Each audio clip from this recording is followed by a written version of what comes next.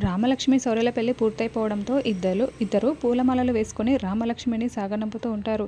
రామ శౌర్య ఇద్దరు ఒకరి చెయ్యి ఒకరు పట్టుకొని కారు దగ్గరికి వస్తూ ఉంటారు. అయితే జానకి వాళ్ళందరినీ కూడా వదిలి వెళ్తున్నందుకు రామలక్ష్మి చాలా ఏడుస్తూ బాధపడుతూ ఉంటుంది. కారు దగ్గరికి రఘురామ్, జానకి, ఆద్య, శ్రీను అందరూ వచ్చి నిలబడి ఉంటారు. అప్పుడు శౌర్య రామలక్ష్మి రఘురామ్ కాళ్ళకి నమస్కరించుకుంటూ ఆశీర్వాదం తీసుకుంటూ ఉంటారు. అప్పుడు రఘురామ్ రామలక్ష్మి చేతిని శౌర్య చేతిలో పెట్టేసి, నా కూతురికి తల్లి లేదు, ఈ తండ్రితో అన్నీ చెప్పుకోలేదు, ఇక నుంచి తనకి తల్లైనా తండ్రైనా భర్త అయినా అన్నీ నువ్వే చూసుకోవాలి అని రఘురామ్ శౌర్యకి దగ్గరుండి చెప్తూ ఉంటాడు.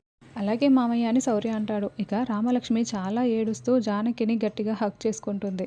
జానకి కూడా రామలక్ష్మిని హగ్ చేసుకొని చాలా ఏడుస్తూ ఉంటుంది.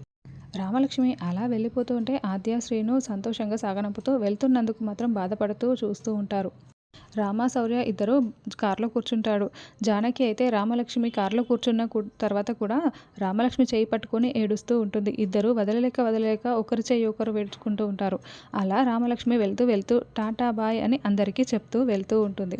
అందరూ బాధపడుతూ చూస్తూ ఉంటారు. రామలక్ష్మి బాధ చూడలేక శౌర్య కూడా బాధపడుతూ ఉంటాడు.